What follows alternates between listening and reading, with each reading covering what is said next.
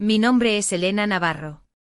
Tengo 39 años y, ¿en serio esperas que le dejemos la finca a ella?, dijo mi primo Ricardo, su voz resonando en la sala de conferencias con paneles de caoba. El abogado, el señor Ortega, se ajustó las gafas y se aclaró la garganta.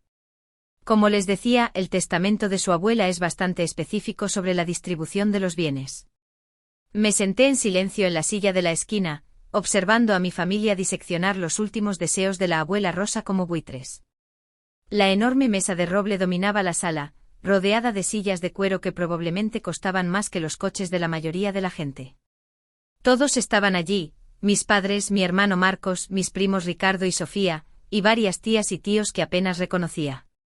Elena nunca ha mostrado interés en la finca, dijo mi madre sin siquiera mirarme. Desapareció después del instituto y solo aparece para los funerales. ¿Qué podría querer con 200 hectáreas? Ricardo asintió enfáticamente.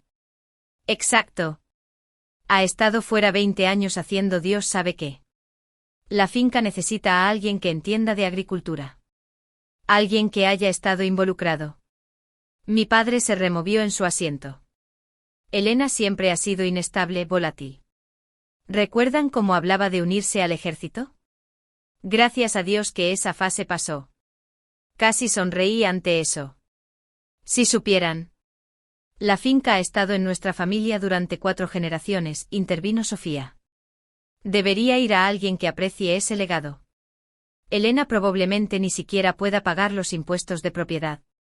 El abogado continuó leyendo, a mi nieta, Elena Navarro, le dejo mi casa y la totalidad de fincas Navarro, incluyendo las 200 hectáreas de tierras de cultivo, la casa principal, el equipo y el ganado, valorados en aproximadamente 3,2 millones de euros. El silencio que siguió fue ensordecedor.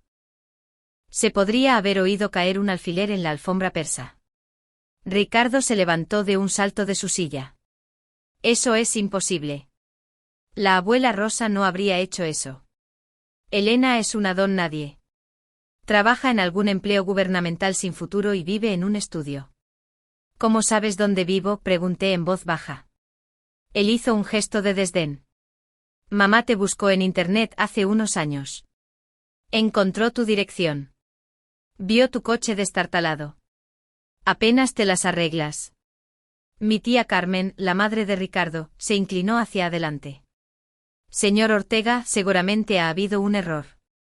Elena nunca ha contribuido a la finca familiar. Nunca la ha visitado excepto en vacaciones, e incluso entonces, rara vez.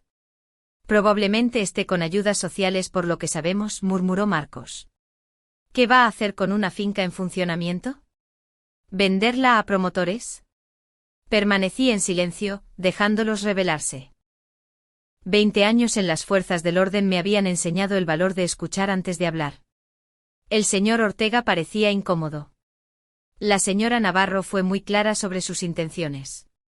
Dejó notas detalladas explicando sus razones. Déjame adivinar, dijo Ricardo sarcásticamente, sentía lástima por la pobre Elena, que no podía encauzar su vida. Mi madre finalmente me miró directamente. Elena, cariño, tienes que entender que esto no es realista. No sabes nada de agricultura. Has estado pasando apuros durante años. Quizás podrías ceder la propiedad a alguien más adecuado y podríamos arreglar un pequeño pago para ti. ¿Cómo exactamente he estado pasando apuros?, pregunté. Mi padre suspiró profundamente. Cariño, sabemos que trabajas para el gobierno en algún lugar, probablemente archivando papeles o contestando teléfonos. No hay vergüenza en eso, pero dirigir una operación agrícola multimillonaria requiere experiencia comercial. Probablemente gane 30.000 al año como máximo, añadió Sofía. Solo el seguro de esa propiedad la arruinaría. Ricardo ahora estaba paseando. Esto es ridículo. Tengo un MBA de la Universidad de Deusto. He estado gestionando inversiones agrícolas durante 15 años. Sofía es contable. Entendemos las complejidades financieras involucradas. ¿Y qué creen exactamente que hago para ganarme la vida?, pregunté con calma. Marcos se rió. Vamos, Elena. Llevas años esquivando el tema de tu trabajo. Cada vez que alguien pregunta, cambias de tema o das respuestas vagas sobre el trabajo en el gobierno. Porque está avergonzada, dijo mi madre con simpatía. Probablemente sea un puesto de nivel básico del que le da vergüenza hablar. El señor Ortega estaba hojeando sus papeles, luciendo cada vez más incómodo con la dinámica familiar que se desarrollaba en su oficina. El punto es, continuó Ricardo, Elena no tiene los recursos ni la experiencia para gestionar una propiedad tan valiosa. La arruinaría en un año. Además, añadió Sofía, está soltera, sin hijos, sin estabilidad. ¿Qué pasaría si se enferma o pierde su trabajo? La finca se vendería a extraños. Dejé que los insultos me resbalaran como el agua a un pato. Había oído cosas peores de verdaderos criminales. Señor Ortega, dijo Ricardo volviéndose hacia el abogado, ¿cuáles son las opciones legales para impugnar este testamento? Bueno, comenzó el abogado con vacilación, si hubiera dudas sobre la capacidad mental de la señora Navarro en el momento en que escribió el testamento. La abuela Rosa estaba lúcida hasta el día de su muerte, dije con firmeza. Cualquiera que sugiera lo contrario estaría mintiendo. Ricardo se volvió hacia mí con una furia apenas disimulada. ¿Y tú qué sabrás de eso? La visitaste quizás 3 veces en los últimos 5 años. En realidad, dije metiendo la mano en mi bolso, hablé con ella todas las semanas durante los últimos 10 años. Saqué mi teléfono y mostré el registro de llamadas. Páginas y páginas de conversaciones de 1 hora con Rosa Navarro, que se remontaban años atrás. La habitación volvió a quedar en silencio. Eso no puede ser, tartamudeó mi madre. Todos los domingos a las 2 de la tarde, dije, me hablaba de las operaciones de la finca, las decisiones financieras, los desafíos estacionales. También me habló de los miembros de la familia que solo llamaban cuando necesitaban dinero. El rostro de Ricardo se estaba poniendo rojo. Incluso si eso es cierto, todavía no tienes las cualificaciones para dirigir una finca. ¿Qué cualificaciones creen que se requieren?, pregunté. Gestión empresarial, conocimientos agrícolas, planificación financiera, recitó Sofía, cosas que se aprenden a través de la educación y la experiencia, no de llamadas telefónicas. Ya veo. Me levanté y caminé hacia la ventana, mirando el horizonte de la ciudad. Señor Ortega, ¿podría leer la parte sobre por qué la abuela Rosa me dejó la finca? El abogado hojeó varias páginas. Ella escribió, Lena es el único miembro de la familia que nunca me pidió dinero, nunca intentó influir en mis decisiones y nunca me hizo sentir una carga. Escuchó mis historias, recordó mis preocupaciones y me trató como a una persona en lugar de una cuenta bancaria.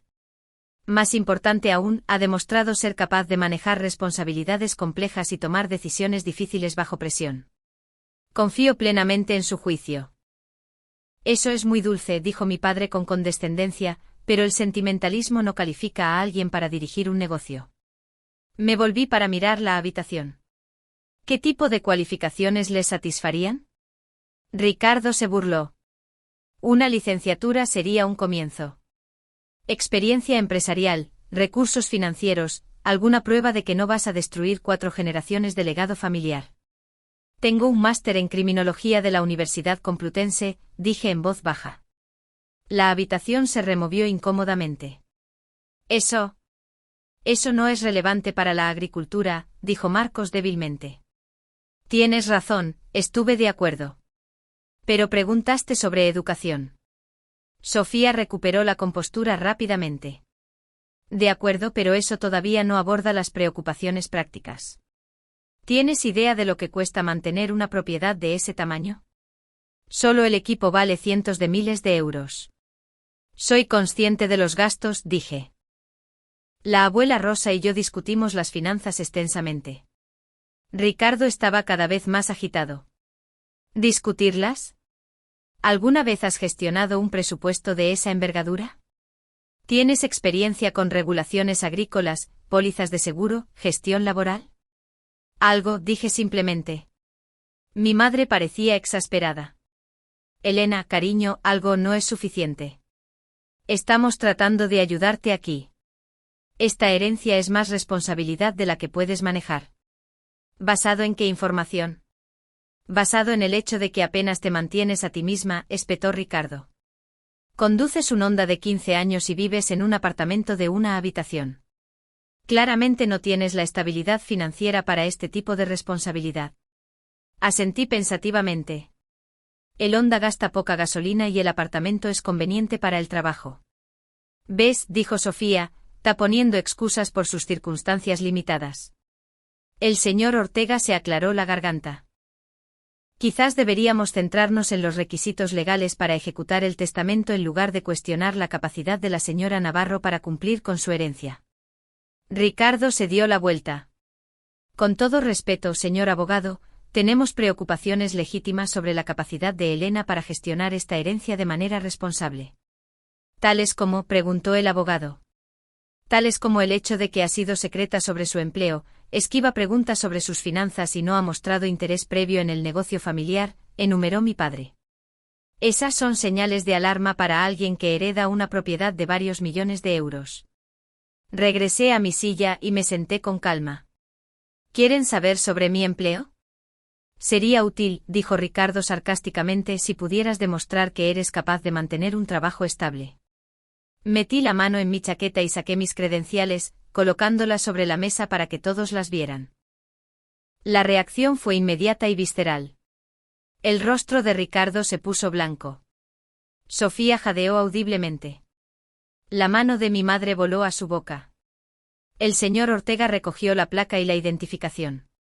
Agente de la Policía Nacional, leyó en voz alta. Elena Navarro, 20 años de servicio. El silencio se prolongó por lo que pareció una eternidad. Eso no es posible, susurró Ricardo. Grupo de Operaciones Especiales, continuó leyendo el señor Ortega. Unidad de Fugitivos, Protección de Altos Cargos. Mi padre me miraba como si nunca me hubiera visto antes. Eres un agente federal. Subinspectora, corregí. Rastreo fugitivos peligrosos, traslado presos de alto riesgo y proporciono seguridad a jueces y testigos federales. Sofía negaba con la cabeza con incredulidad. Pero dijiste que trabajabas para el gobierno. Hiciste que sonara como un trabajo pequeño. Terminé. Todos asumieron que era una oficinista o una secretaria. Nunca los corregí porque no era relevante para las conversaciones familiares. Ricardo se desplomó en su silla. 20 años. Empecé justo después de la universidad. Ascendí en el escalafón. Actualmente superviso un equipo de 12 agentes que cubren el Distrito Oeste. Mi madre encontró su voz. Pero el apartamento, tu coche. El apartamento es un alojamiento temporal cerca del juzgado durante una asignación a largo plazo. El coche es un vehículo de trabajo. Mi residencia actual es una casa de mi propiedad en Málaga. Marcos miraba mis credenciales como si pudieran morderle. ¿Por qué nunca nos lo contaste? ¿Cuándo habría sido apropiado?, pregunté. ¿Durante la cena de Navidad? Pásame el turrón y, por cierto, arresté a 3 atracadores de bancos armados la semana pasada. La cara de Ricardo pasaba por varios tonos de rojo y blanco. Nos dejaste pensar. Nos dejaste creer que eras. ¿Qué, Ricardo? ¿Un fracaso? ¿Alguien digno de tu lástima y condescendencia? El abogado estaba revisando mi identificación a fondo. Señorita Navarro, este nivel de empleo federal requiere una extensa investigación de antecedentes, ¿no es así?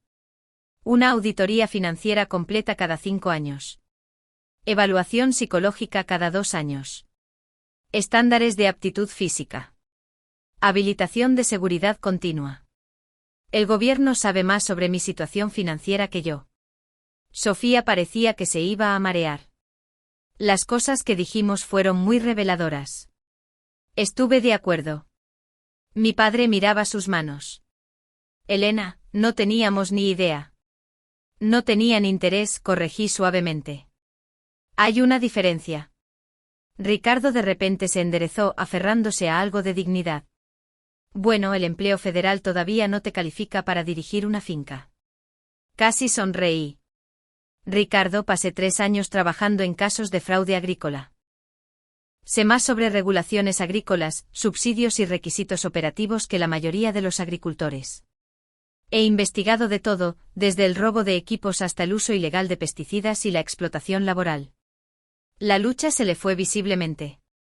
Además, continué, he estado gestionando un presupuesto de equipo de más de 2 millones de euros anualmente durante los últimos 8 años. Creo que puedo manejar las finanzas de la finca. El señor Ortega estaba tomando notas. Señorita Navarro, dado su empleo federal, supongo que ha estado sujeta a requisitos de divulgación financiera, informes completos de activos, análisis de deuda, seguimiento de inversiones. Mi estabilidad financiera ha sido verificada anualmente por el Ministerio de Hacienda durante 2 décadas. Mi madre ahora estaba llorando, aunque no estaba segura de si era por vergüenza o alivio. Cariño, ¿por qué no confiaste lo suficiente en nosotros como para contárnoslo? Consideré la pregunta cuidadosamente, porque cada vez que volvía a casa, todos dejaban claro que mis decisiones de vida eran decepcionantes. Asumían que estaba pasando apuros y necesitaba orientación. Era más fácil dejarles pensar lo que quisieran pensar. Ricardo hizo un último intento desesperado. Pero no sabes nada sobre las operaciones agrícolas reales. La abuela Rosa me enseñó todo lo que pensó que necesitaba saber, dije. Pero tienes razón en que no tengo experiencia práctica. Por eso contrataré a un gerente de finca para que se encargue de las operaciones diarias mientras yo mantengo la supervisión. ¿Puedes permitirte contratar a un gerente?, preguntó Sofía débilmente. Una subinspectora de la Policía Nacional con 20 años de servicio tiene una vida cómoda, Sofía. Además de beneficios, pensión y una cartera de inversiones gestionada a través del sistema de jubilación federal. La habitación volvió a quedar en silencio. Todos estaban procesando el giro completo de sus suposiciones sobre mi vida. El señor Ortega rompió el silencio. Si bien esto ciertamente aborda cualquier preocupación sobre las cualificaciones de la señorita Navarro para heredar la propiedad. Ricardo me miró con algo que podría haber sido respeto. Elena, yo. Te debemos una disculpa. Sí, pregunté. ¿Por qué exactamente? Él luchó por encontrar las palabras. Por subestimarte, por asumir. Por tratarme como si fuera menos que ustedes porque creyeron que era pobre. La acusación quedó suspendida en el aire como humo. Mi padre se levantó lentamente. Elena, eso no. No queríamos decir. Querían decir exactamente eso, dije con calma. Se sentían perfectamente cómodos desestimando mis opiniones y cuestionando mi juicio cuando pensaban que no tenía éxito financiero. Lo único que ha cambiado es su percepción de mi cuenta bancaria. Sofía se estaba secando las lágrimas de los ojos. Eso no es justo, ¿verdad? Literalmente sugeriste que estaba con ayudas sociales. Ricardo dijo que era una don nadie. Todos asumieron que era demasiado pobre para pagar los impuestos de propiedad de una tierra que se me deja.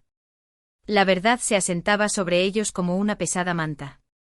Pero ahora que saben que soy una agente federal con un ingreso seguro, de repente estoy calificada para tomar mis propias decisiones.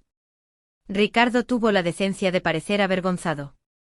Estábamos tratando de proteger el legado familiar asumiendo lo peor de un miembro de la familia con el que apenas hablas.